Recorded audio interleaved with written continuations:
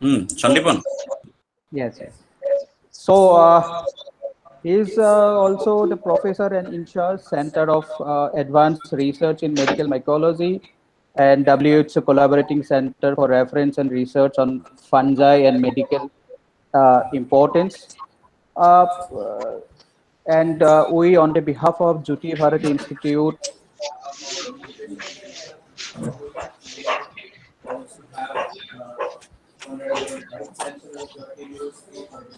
of Education and Research, welcome all of you. Today, we also have Honorable DC sir on the occasion, and I welcome all of you, whoever is present in this webinar. And Professor Hendik sir is leading technology of Northeast India and involved in research on games. Now I will hand over to Professor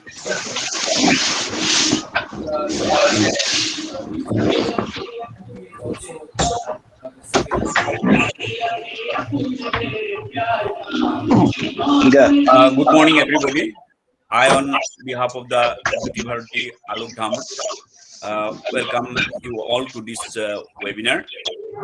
We are very happy that Professor P.J. Hendik, Honorable Vice Chancellor of Guwahati University, has given his consent to inaugurate this program. We are also thankful to Professor Runalok Chakraborty that for giving his time despite of his busy schedule for this lecture series. And I hope that this series of lecture will help us to understand the COVID situation as a whole. And with this word, I just request Honorable Vice Chancellor of Guwahati University, Professor Pratap Jyoti Hendik, to formally inaugurate this lecture series. Professor Bora of Jyoti Bharati, and all other organizers from the Jyoti Bharati, respected Professor Runalok Chakraborty, who is the invited speaker for today's webinar, and the distinguished participants.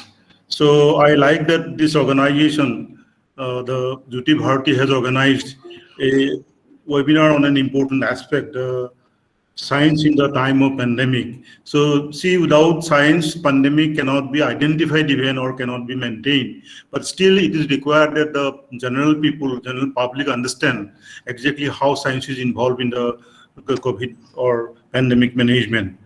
During last 1.5 year, because the COVID-19 becomes a terror for the people, in general people particularly, and a lot of misconception, misunderstanding, and misbelief also started growing among the general population in the country, and more particularly in the rural areas. So that way, real scientific informations as well as advice is required from the learned persons. So though personally I am involved in the virology research up to a certain extent, though last 2 years I am completely restricted to the administrative work, but still at least my students are involved in the detection of viruses using RT-PCR and all in the in this region, particularly in the northeastern region.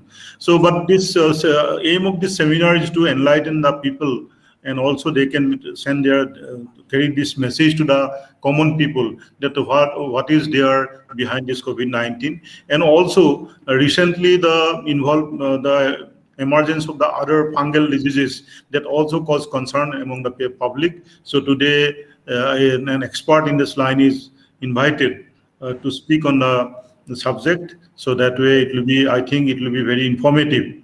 And that is also required because in general belief, the people understanding that green or black or other viruses are so dangerous, even in physically dangerous items by appearance also, people's belief, general belief, and it will together with COVID-19 cause very dangerous situation for the people. That is general belief of the people.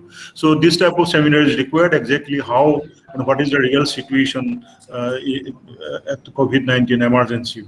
So I appreciate the Jyoti Bharati, which I know about this Jyoti Bharati, who is located in a rural area, and they are devoting for the upliftment of school education and others among the other social work in a remote areas. So today's seminar will help other people who are organizing this one and who are attending this one. Also, we have to carry this message to the general mass, general people. So I really happy to see the Arunalok Chakraborty, who is involved in the whole maintaining process or in the treatment and other administrative procedures of the COVID-19. So we expect that this webinar will give real good information for us. With these few words, I declare that this seminar, this webinar on science in the time of the pandemic is inaugurated. Thank you very much. Thank you, sir. I'd now like to request Professor Arunalok Chakraborty to deliver his valuable lecture. Thank you, sir. Please.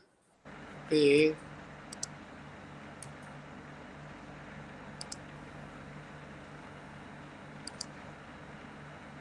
Can you see my slides? Yes, sir. Your slides are very much visible and very good. Yes. Okay, friends. Good afternoon to you all. I am said by Sandeepan that it would be a mixed crowd, but I am more familiar to address the doctors. It would be a challenge for me to discuss some of the medical problem amongst the students and all the people who are attending. At the outset, I like to thank Vice Chancellor and other professors who has given me this opportunity to discuss this topic. I'm just going to discuss only the fungal infection which is coming along with the COVID. Special importance would be in case of mucormycosis. You know, in the newspaper you have read black fungus, white fungus, yellow fungus. I don't know what the media people will call tomorrow, something like red fungus or something like that. But these are not correct names. These names has created more confusion amongst all of us. We should rather avoid it. Like calling the black fungus the mucormycosis. Mucor is never black. You see, this is mucor, which is rather hyaline in nature, whereas this is the black fungus. And this black fungus, we say, this term is called Bimetaceous fungi. They also produce human infection, but it is not like mucormycosis what we are discussing today. So I'm going to discuss these three topics. One is the COVID-associated invasive candidiasis, then COVID-associated pulmonary aspergillosis, and COVID-associated mucormycosis. Coming to the candida, at the beginning of the pandemic, what we have seen in general, whether it is bacterial or fungal infection, were very less. The other fungal infection was less than 1%. That time people were all afraid. The doctors were also afraid. They were not knowing what is this COVID-19. So they used to practice infection control very well. But what happened is that slowly and slowly the situation get complacent. People found that the healthcare workers, they are protected because they are wearing the jumbo suit, they are wearing the gloves, and because of that, there is not a big issue which is there. So with the comorbidities, indiscriminate use of antibiotics, especially in case of COVID, none of the antibiotics work. But I am sure you have heard the doxycycline, azithromycin, and ivermectin. All these are being used. This has created more problem rather than giving comfort to the patient. Glucocorticoid or steroid use which is there. So because of that, Candida, which is a completer organism in the gut, they started coming up. And you see in different countries, the percentage of infection which had shown, and in India it was around 2.5%. Though COVID-19 itself don't produce any immune defect so that Candida should be there, but Candida is there because we are not taking the infection control practice very seriously.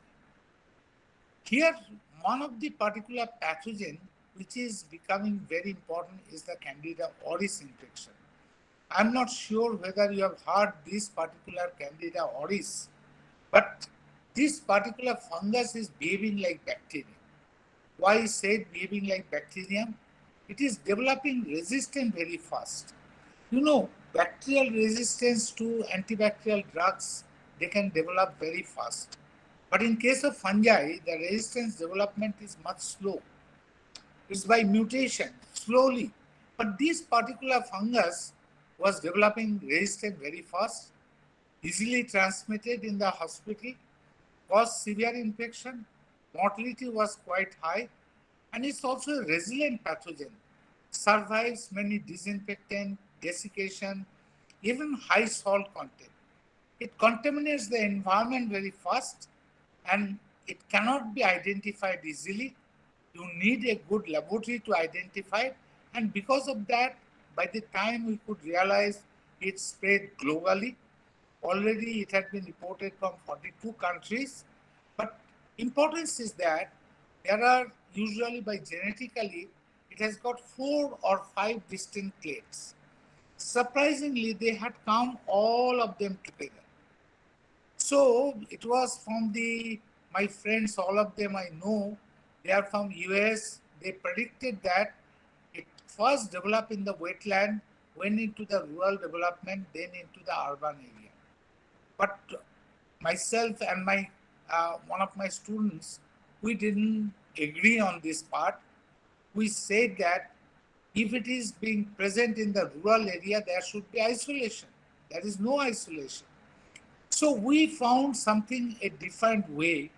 We found that when Earth was only a mass, this was first this particular fungus, that time itself it was existing. And you know, Earth slowly divided into by different lineage into different area, and by this process it had been in different region which had been there. So this particular paper have been accepted in MBio, which have been published in that. Then we have read another paper where we tried to say that it is environment, host and pathogen, all the 3 factors together play a role. The story of Candida auris is very interesting. It started in Japan and Korea in 2008, and when people went back to their culture isolate in the laboratory, what they found is that even in 1996 in South Korea, the first isolation was there. And in India, we first time isolated in 2009 and it reached UK and USA in 2013. When it reached USA, New York Times, you know, anything comes in New York Times is considered very important. And this is also my friend Tom Chiller from CDC. He mentioned it, fungus immune to drugs quickly sweeps the globe. And this particular fungus, first time in CDC classification, any fungus, you see all of the bacteria which are having drug resistance, which is considered as urgent threat, out of them Candida auris is also being included. Even when I highlighted this to the Indian Council Medical Research, first time they issued an advisory, if there is a case of Candida auris, they should inform to our center so that the outbreak can be controlled. So what is the magnitude of the problem of Candida auris? This was a study which we conducted way back in 2011 to 2012, when all bloodstream infection cases of 1400 in multiple centers have been taken together. We found this infection was around 6th rank in order. Commonest is the Candida tropicalis, and this way it is 6th rank in order. But in 2020, this paper I have also jointly published with the Delhi group. We found that Candida auris has become the top. So you see, this is such an important issue which we need to control across India. A lot of people that time, many hue and cry, many papers highlighted this, but we lost sight of Candida auris with this COVID. COVID has changed altogether, overshadowed every other diseases. We don't discuss about heart attack, we don't discuss about tuberculosis, we don't discuss about influenza. We all are discussing about COVID-19. So Candida auris lost the sight. But friends, what happened is that in case of US, in case of the Mexico, and in case of the even in India, especially this is from New Delhi, we have found Candida auris has again revived. And this revived because there is infection control lapses were there. I said that as the COVID pandemic increased or prolonged, doctors, not only doctors, nurses, or all healthcare workers became complacent. They were not taking care, and that's the major issue. Now, coming to the second issue, COVID-associated pulmonary aspergillosis. You know, this we have learned from influenza, that when there is influenza viral attack is there, you have heard possibly the name of H1N1. This hampers the ciliary clearance which is in our respiratory tract. And when it is being get damaged, then there is a chance, and when there is also severe COVID causing the immunity disturbance, and all these factors together brought this COVID-associated pulmonary aspergillosis. So if you see overall, this is the incidence. In ICU, it had been found to be much higher. This had been found mainly in the European countries. Surprisingly, there is no study available from India. We planned a study, but before that, there is the problem came of the mucormycosis, where we are going to discuss much more. Now, how to diagnose? Yes, if we can do lung biopsy, that is the best thing. But you know, in COVID patient, any respiratory sample collection is a big problem. Even the bronchoalveolar lavage, which is after bronchoscopy is taken, that is also used is restricted. If you try to collect tracheal aspirate, sputum, or serum, it does not help in diagnosis. So, this is two important international organizations. We work together. I was also part of it, and we published in Lancet this particular guideline in case of diagnosis. I'm not going into the details of this. I know this is not a forum to discuss so much, but we classified them into proven COVID-associated pulmonary aspergillosis, probable group, and possible group by taking into consideration of clinical features, microbiology, and imaging. We said that the best drug to be given is the voriconazole or isavuconazole or liposomal amphotericin B. But if it is azole resistant, then it is better going to the liposomal amphotericin B. Now coming to our main issue of discussion of mucormycosis. First, I will give some introduction so that you understand what are these mucorales are, and then I will go into what is happening and what happened in our country. You see, mucorales are ubiquitous in the environment. When you go to Antarctica, or even when you go to this hot geothermal soil, everywhere the mucorales are present. And mucorales, out of these 261 species, human infection is known to be caused by 38 species, of which some of these species are much more common. I am not naming this because those who are not familiar with the name, it may be difficult to hear. But what we have seen in our country, we have published this. There are 2 papers on this. And all these papers, what we have shown is that both in the outdoor and also in the indoor, whether it is in hospital, air-conditioned area or non-air-conditioned area, everywhere mucorale spore counts is very high. But we don't get infection because our immunity don't allow mucor to cause infection. And the common species causing the mucormycosis, that is this Rhizopus aeregeus, which is also the commonest in the environment of it. Now, if we have to go discussing a bit in case of mucormycosis, I have to say about a bit in case of clinical presentation of this disease. Mucormycosis are classified on the basis of the anatomical site which is being infected. Like when nose, orbit, or brain is involved, we call it as a rhinocerebral. And each of these particular site of infection is associated with particular risk factor, like uncontrolled diabetes or ketoacidosis. Pulmonary variety or lung variety, it is seen in case of blood cancer or hematologic malignancy and transplant recipients. Gastrointestinal mucormycosis is seen in premature babies or in case of malnutrition. Cutaneous infection is seen when there is roadside accident, especially if the accident wound is contaminated with the soil. From the soil you get the mucor, and if your wound is not cleaned properly, you can have this mucormycosis. Even in India, sad part is that in rural area, contaminated intramuscular injection also had cutaneous mucormycosis. Disseminated variety seen when there is immunosuppression. Now, you know, we have very high number of cases of uncontrolled diabetes in India.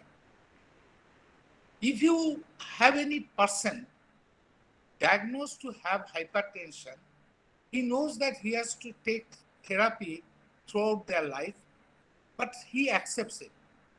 But if you stamp anybody, he is diabetic, he is very depressed, because we all love sweets. If we love sweets, we don't want to do our blood test for sugar estimation.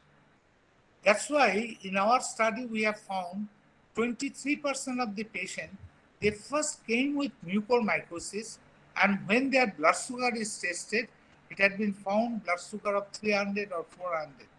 You can imagine what is there in India. So we did a study from our center, all consecutive diabetic patients, and we found 35 cases.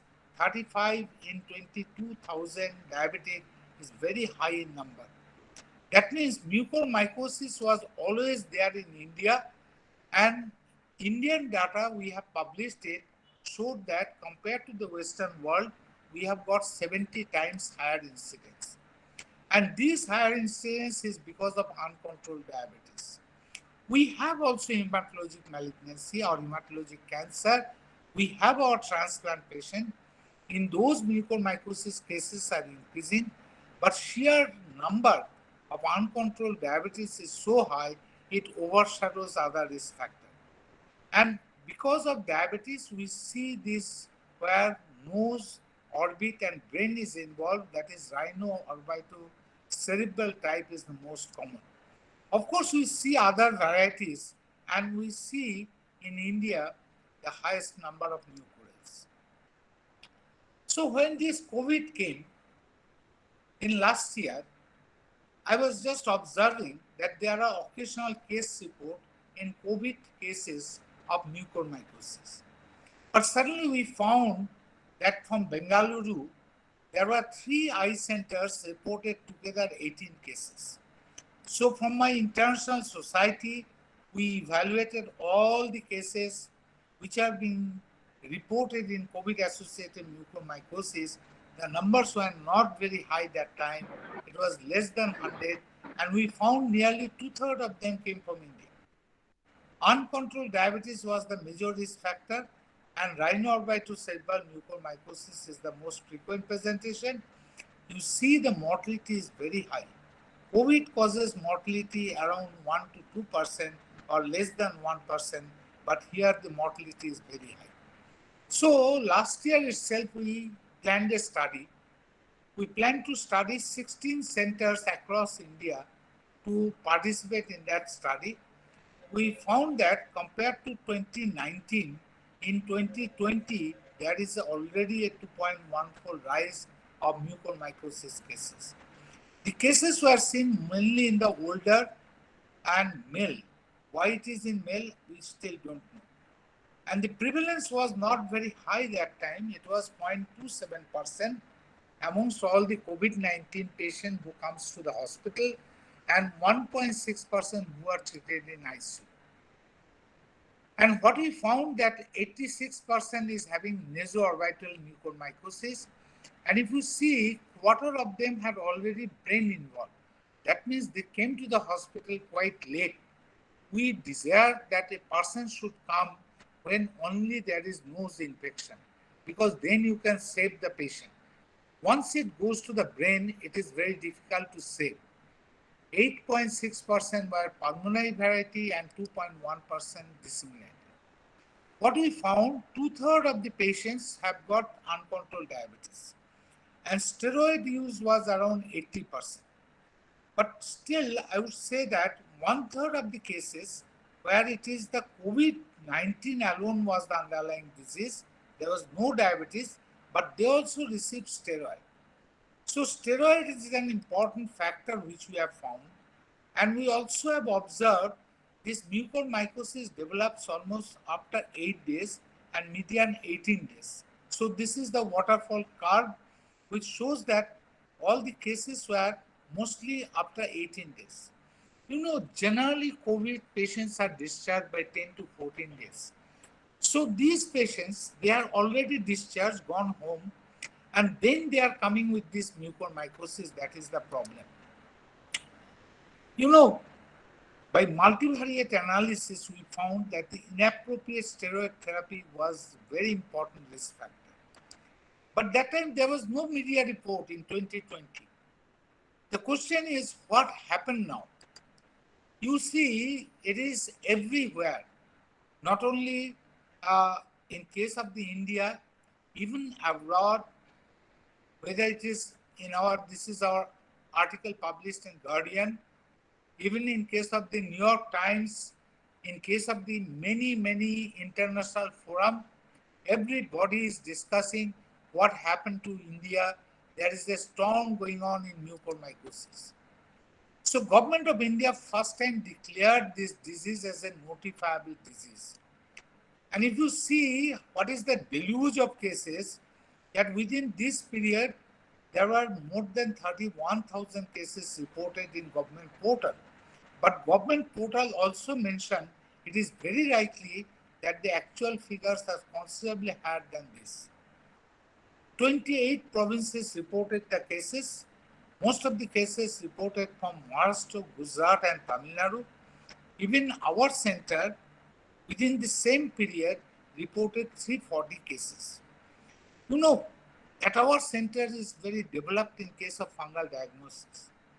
We generally used to see highest number of cases of mucormycosis. We used to see 50 cases, round about 50 cases every year.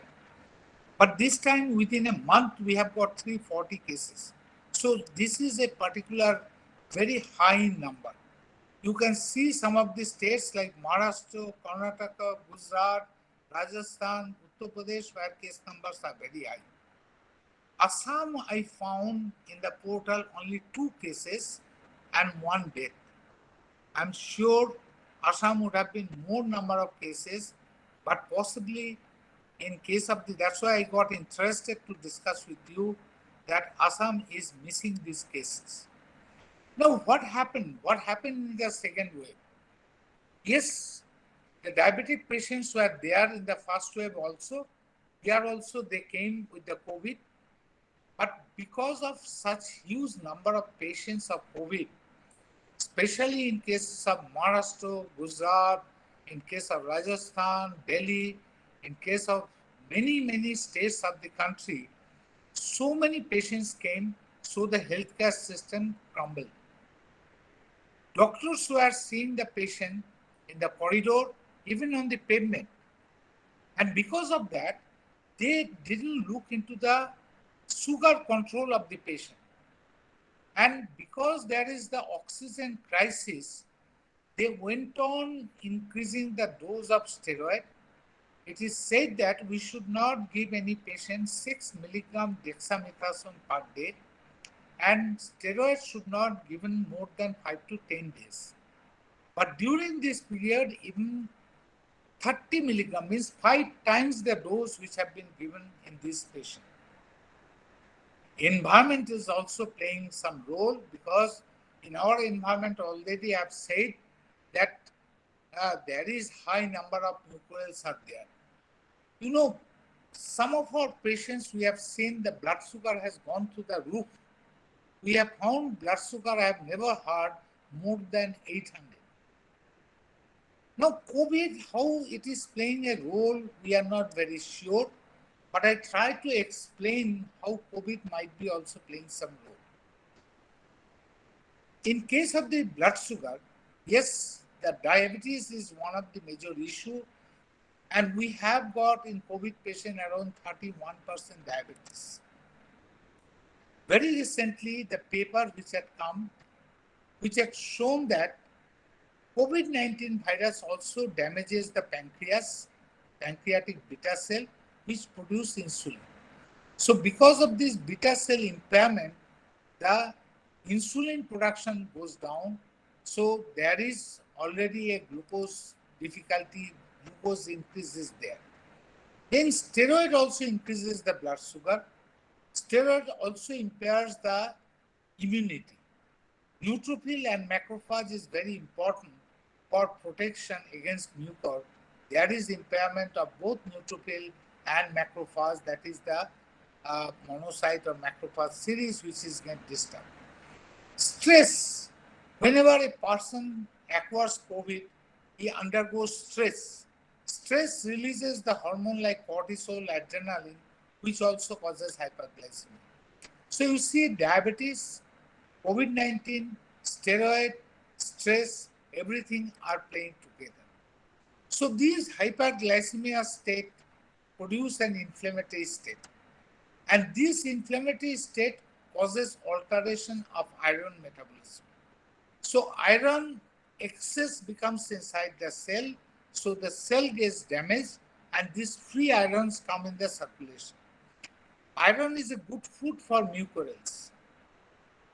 Usually mucorales have on their surface the receptor which is called CD4. This receptor absorbs iron and helps in growth of the mucorales. Besides that, COVID also damages the smaller blood vessel, which is called endotheliitis. Because of this hyperglycemia, damaged blood vessel, there are certain receptors which are really can pick up mucorales that can be really activated. I am showing this cartoon to explain it. Because of endoplasmic reticulum state, this GRP78 is upregulated. And this upregulation helps in picking up this rhizopus. Here, they have got a receptor which can adhere this. So they cause cellular damage by this and ultimately enter the endothelial cell, enter the blood vessel, causes thrombus, and then there is ischemia and hypoxia. So you can understand how the things are unfolding. Besides, what we have learned, this was the very early paper when it was in China first, COVID had come. That time they say there is patients have low lymphocyte, low T cell, or all regulatory cells going disturbed. But I am not very convinced because these are not protective factor in case of mucorales. Rather, it had shown also the paper that macrophage activity increases. But this particular paper showed that in the recovering stage of COVID, there is immune dysregulation. So I am feeling that the question which I have in my mind, is there any disturbance in case of immunity which is mucor specific? That is also helping in that. So this particular cartoon can explain you to certain extent. Both inside the house and outside, we have got high mucorale scores. And when a person develops COVID, then if the person is also diabetic, if you have given steroid, then iron metabolism altered, endotheliitis is happening, and because of this, there is COVID-associated mucormycosis. But still, some of the area which needs exploration, I don't know the answer to this area. I asked you also this question, whether this COVID-19 causes mucor-specific immunity disturbance. We also don't know whether Indian populations are genetically susceptible. We also don't know whether the fungus now being isolated, it is more virulent than the earlier isolates, which we are studying now. But at least we have shown the industrial oxygen, humidifier water, or the mask are not the source of the infection. But I am not dogmatic. I am still looking, is there any environmental factor which can be the source? Now, for diagnosis, if you have got a rhinocerebral mucormycosis, ENT surgeon can easily collect the sample from endoscopic. They can do this nasal endoscope, and by this process, they can collect the sample, send to the mycology lab, and mycology lab, just by doing KOH, can see this fungus within half an hour to 1 hour. So you can diagnose it easily. Even mucor grow prolific. It is easily grown, which is there. Imaging can, of course, say what is the extent of the disease. But when there is pulmonary mucormycosis, it is very difficult because there is no specific clinical symptoms or signs, and you cannot collect the samples from the respiratory tract. Even the imaging, certain specific imaging character has been said to be of mucor, but you know, it can be seen also in kappa. Like this type of cavity is seen in case of aspergillosis as well. So we say that certain biomarker tests may help in diagnosis. To our surprise, we have seen 5% of the cases where both mucor and aspergillus are there. You can see this broad hyphae is of mucor and the thinner hyphae is because of aspergillus. So, what are the early signs which can pick up the cases? Generally, patients develop facial pain, numbness in one side of the face. There is nasal blockade or congestion, nasal discharge, which is bloody or brown color. And this is surprisingly, I found this time that they also affect the tooth. Some of the patients I have seen earlier symptom is loosening of the teeth. So this is very important. But as I have said, pulmonary mucormycosis is very difficult. Until unless there is good clinical facilities there, it is difficult to diagnose. So when this thing was happening, another thing happened is that the drug is not available. You have seen in the television, in the newspaper, daily and day out, we are all discussing what would be the problem, how to solve it. So we have a body called Fungal Infection Study Forum. I'm the chairman of that body. We said that, yes, this is the drug of choice. If it is not available, then go for amphotericin B deoxycholic. Even if it is not available, you can try isavuconazole and posaconazole. These are new azoles which can be used. Even this is not available, first time we have suggested itraconazole. Friends, till date, that is still the drug crisis going on. There are several misinformation and misleading facts which have been said. Like mucorales are black fungi. It's not correct. People are very afraid whether mucor can go from one person to another. It does not go. All of them acquire from the environment. It does not spread from one person to another. It is not spread through oxygen or humidifier water or mask. We say that no need of giving antifungal prophylaxis to prevent this disease because at one end we are not getting the drug, and other end the incidence is not so high that you need to give prophylaxis. We have said this is for the clinician. These are the drugs a lot of people have prescribed. These are not effective against mucorales. We have also said that don't use combination of the drug as there is no supportive evidence. Rather, you give single drug therapy. That is important. You know, confusion is so much because of this black fungus. A lot of people ask me, like this onion has got these black colors. Is it that the mucorales are, this black fungi is there? Some people have asked me, in the refrigerator, You have seen this type of fungi.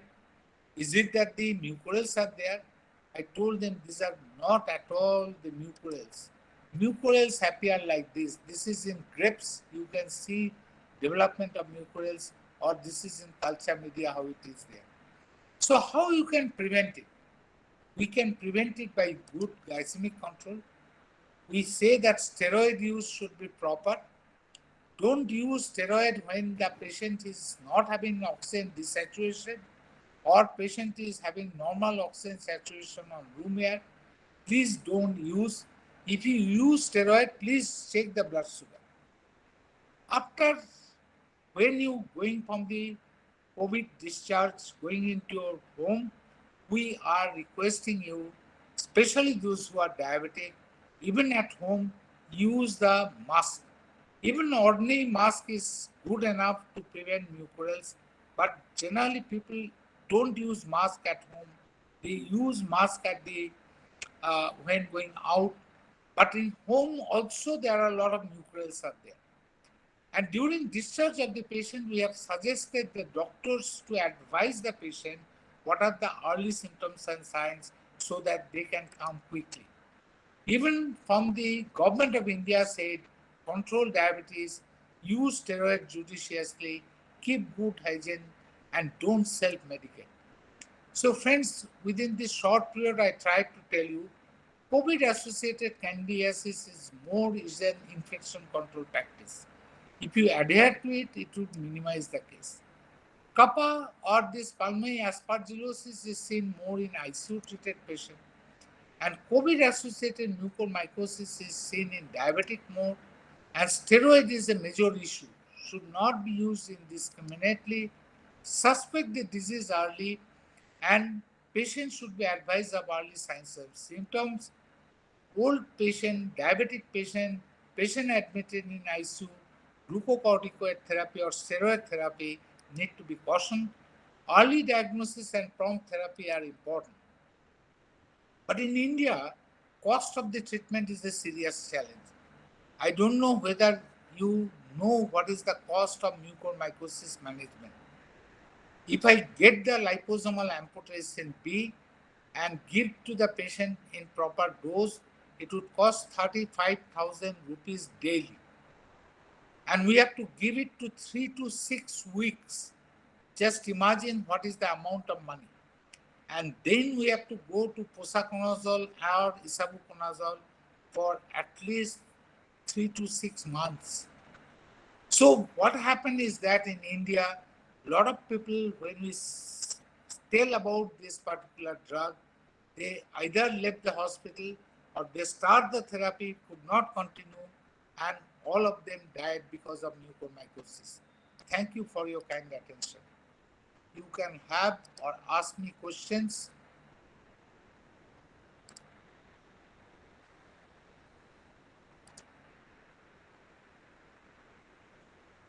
I hope it is not very, I tried to simplify it as much as possible, thinking that most of them are not doctors.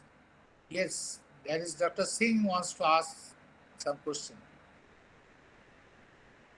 You are not audible.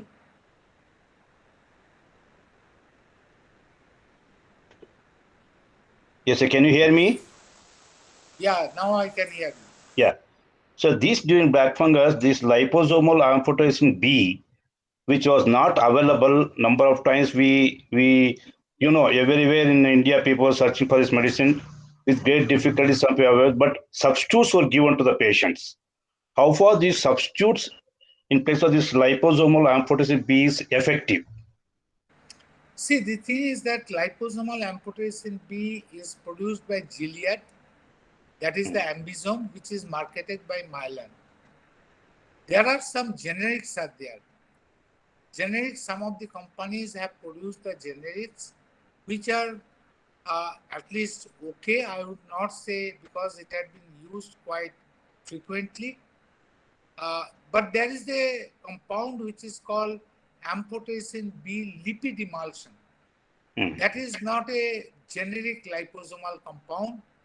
That is just lipid preparation has been shaken with amphotericin B, It is similar like amphotericin B deoxycholate. It has nothing special for this aspect, and there is toxicity. I asked Government of India not to buy it, but you know, right hand does not hear what is right, left hand doing. They have also purchased this particular compound and supplying. So when people ask me what to do, I have suggested you giving the dose as in amphotericin B deoxycholate, 1 milligram per kg per day, not to be given 5 milligram per kg per day because that would be very toxic. But try to have those substitute, like I would rather prefer amphotericin B deoxycholate, which is cheaper. There are several ways. People are afraid about toxicity, but we have learned it how to give this particular drug. First is that you have to give normal saline wash before giving this. It can be given something of 500 ml. Even while giving this particular drug, in the other hand, you can run normal saline. A lot of people try to give this drug over 24 hours. If it is a problem, go at least for 8 hours to 10 hours, 50 milligram to be given. You can give some antihistaminic, which can really reduce the infusion-related toxicity. I don't suggest to give steroid because that may create more problems. Some people usually use steroid also. But this way, you can still give amphotericin B deoxycholate. I know there is creatine level goes up. You can wait up to 3 milligram creatinine. And if it comes beyond that, then you have to go to posaconazole or isavuconazole. At least isavuconazole is expensive, but that is a drug which is water soluble, develops the steady state much quickly. Posaconazole, it needs some time for steady state to develop. Problem in Assam would be you don't have therapeutic drug monitoring. If you can do the therapeutic drug monitoring, that would be good. So it's a complicated process. Yeah. Your management has to be taken all this. Yeah.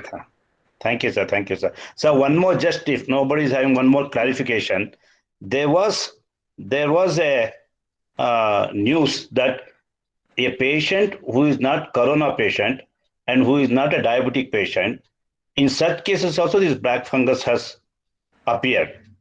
I request you as a doctor, please don't use this black fungus, say mucormycosis. Okay. The easily available word, because I am not a microbiologist, so I can easily use a word which is black fungus. That's so easy. It's okay. I do agree with you. Thank you. So tomorrow, Yes, sir. Tomorrow you will use white fungus, yellow fungus, Yeah, and yeah. I will not, or doctors will not able to understand. That's okay, sir. You know mucormycosis. You can have odd cases where there is no COVID, no steroid, and still mucormycosis has been there. Now, in case of Punjab, 3 of such patients have been referred to me for discussion because I am in several of their state task force. In case of Punjab, in case of UP, in case of many of the other states.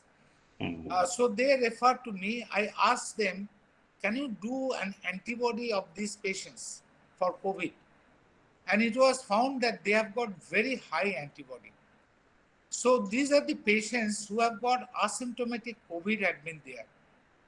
And in this asymptomatic, I feel that COVID has some role to play for making them susceptible for mucormycosis.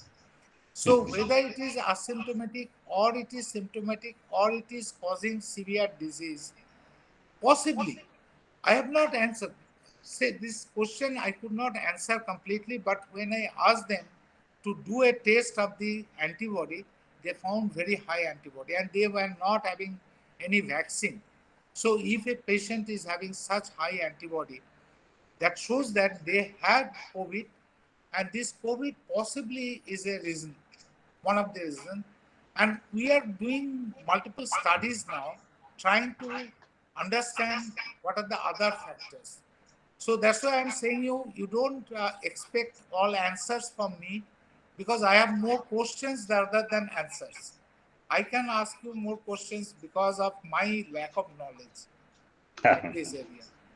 Thank you, sir. Thank you.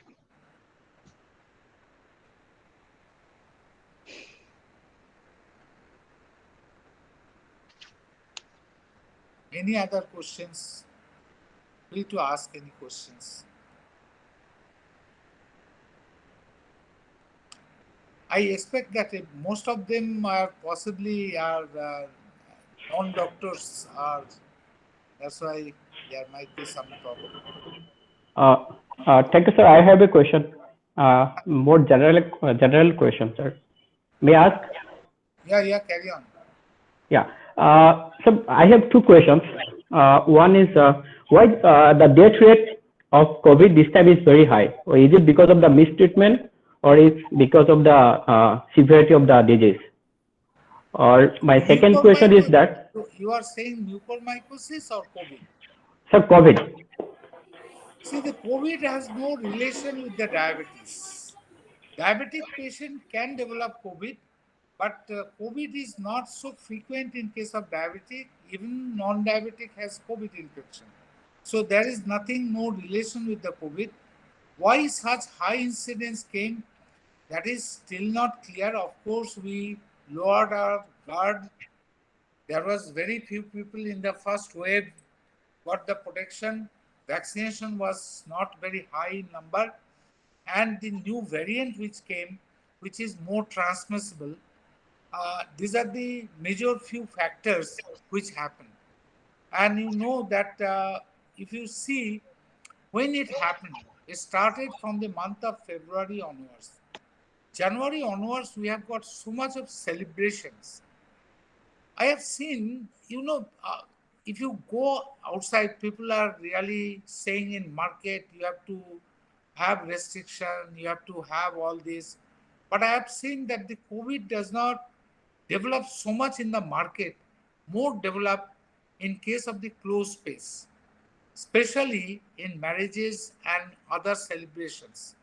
What it happens, we all take our meal together. While taking meal together, everybody lowers the mask. And when lowers the mask, that is the dangerous part. In case of COVID, several times I have suggested the older people who are staying at home, they are not going out. We have the habit that once the all family members come, we'll have dinner together. I requested all the older people who have taken suggestion from me, don't take meal together with these younger guys. The younger guys, they go outside, they have COVID from other people, come in home and spread the disease to the older people. Like Milkha Singh is now suffering, you have heard in our hospital. Milkha Singh lost his wife because of COVID, and both of them acquired the infection from their servant. Servant was going out for bringing food or bringing market, many things, vegetables and all these things, and he acquired the infection from somebody else and spread this infection to this poor guy who is 91 years old. He was taking all precaution, staying at home. So whenever this time COVID had entered in any house, it has spread all the people. That's a big problem happen, especially in case of the high-rise buildings. A lot of people stay together. They are having, in Mumbai it happened, in many other places it happened. So I would say that all these factors together played the role. Diabetes is not a major issue for COVID. Diabetes is important for mucormycosis, which I have discussed. I hope you could get, I said again, these are all conjectures. We don't have all the answer to the questions. We need more knowledge in case of COVID to develop. Of course, we have at least learned COVID does not spread from the environmental by touching and all others. We generally wash our hands. COVID happens because from the respiratory tract. Whenever you are lowering down the mask, that is the major issue for spreading the COVID. That is a major issue. Yeah, thank you, sir. I have one more question. May I? Yeah, please carry on. Yeah. So, sir, in case of multiple tuberculoma, so doctor is to prescribe steroid particularly for a longer duration. So those patients are susceptible to mucormycosis or COVID or both. See, the thing is that this question I have faced. Thank you for this question. You know how much they give the medicine for these patients. Say in case of your, I would say in asthma patient, in case of autoimmune disease patient, we give steroid. But have you heard that, like, if I say 30 milligram Dexa means it is around 200 milligram of prednisolone. Have you heard anybody had been given 200 milligram prednisolone? So this is very high in amount, and that happened because people who are not getting oxygen, they went on raising the blood steroid level. So that is the major problem. So in general, steroid with a limited dose, it doesn't create any problem. But if you give such a high dose, then there is the problem. And mostly this happen like this. And some of the doctors, they without their any evidence, they feel that they know much better than others. They say that if you give high dose of steroid, it saves more patient. These are all misconceptions. So these are the creating problem. Yeah, thank you, sir. Sir, good afternoon, sir. It was a very nice presentation. I'm from IGBW College. Can I ask a question? Yeah, carry on. Sir, I teach fungi in my college. So I just want to, I don't have any major knowledge about the parasitism of fungi in human. We just learned it as a parasitic fungi or saprophytic fungi like that. I have a query, sir. Sir, is it possible in such a condition that you have described in a patient where mycosis develop, is it possible in such condition that saprophytic fungi also turn parasitic under very in those patients who are very fragile? You know, in the total in the environment, 1.5 billion species of fungi are there. Yes, When sir. I started working in the fungal infection area, that time there are 150 out of 1.5 million are known to cause human infection. Now it is around 800. What happened? Why is this change? Major important factor is that, you know, why we don't get fungal infection? Because there is a thermal restriction zone. Our body temperature is 37 and fungi thrive at 25. Fungi like 25-degree temperature. But what happened because of this global climate change, the environmental temperature went up. And when this environmental temperature is going up, the fungi are getting adopted. Once they can cross this temperature restriction zone of 37, then there is more number of fungi, they start causing the human infection. Most of these saprophytic fungi, which were not known to be pathogenic, become pathogenic. Like Candida auris, where from it had come? Why it is produced infection? We have several questions in this area. So this is a very important question you have asked. I hope you have read that Nature has given the threat. In 2012, Nature, the journal, has published saying that all living creatures are at threat of fungi. Lot of insect, even the toad, in case of Europe, are completely going extinct because of fungal infection. In case of the crops, the amount of crops are destroyed by fungi, it is huge amount. Now the human is also get attacked because of this fungi. So fungi is slowly changing its positioning from saprophytic to the pathogenic form. It is still only 800 out of 1.5 million which cause human infection. I wish it should not increase. Rather, we should do something how we can prevent against the fungal infection. So this is a very important topic for discussion.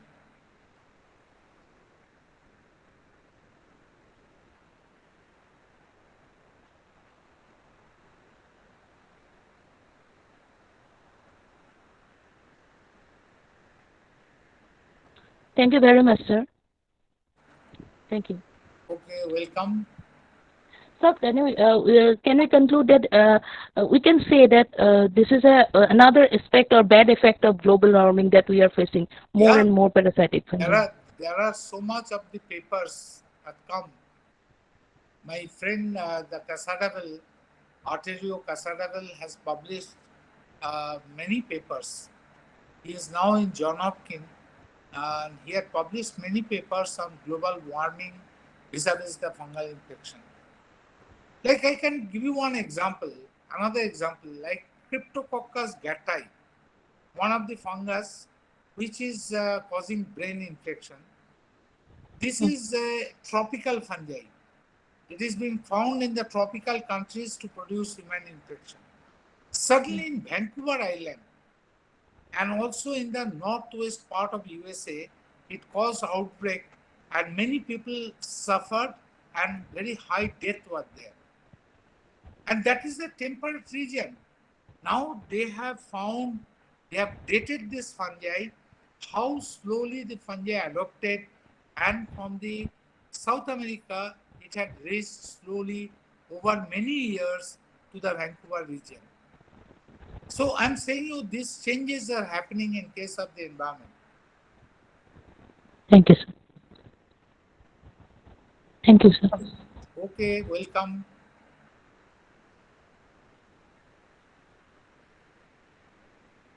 Sandipan, you are not audible.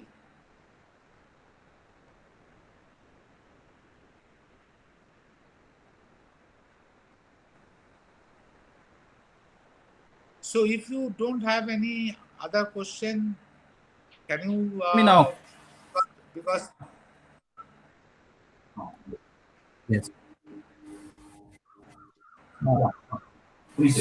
So, if there is any other question left in anyone's mind, so please you can always put in there, and that can be forwarded later on to Arunalak Chakraborty sir. And if whenever he gets time, he can answer them back. That can be done. But he is running short of time because he has to go to some meeting today. And on behalf of Jyoti Bharati Institute, I thank all of you who have participated here. Our Honorable Vice Chancellor Pratap Jyoti Hendik sir, Arunalak Chakraborty sir, and all the other participants. And remember, this webinar series is going to be continued. Tomorrow, we will have Professor Satyajit Rath from ICER Pune, and he will be explaining more on the nature of the pandemic and the relation of the virus and the immune system, and what the previous pandemics in the history of humanity we have learned from those pandemics, like the influenza pandemic in 1918 or the Black Death or whatever. So today's session was a bit of technicality because the subject demands like that, and it was everywhere it was told that black fungus or white fungus or yellow fungus or whatever colored fungus is on rise in India. But Chakraborty sir has explained lucidly what is the reality.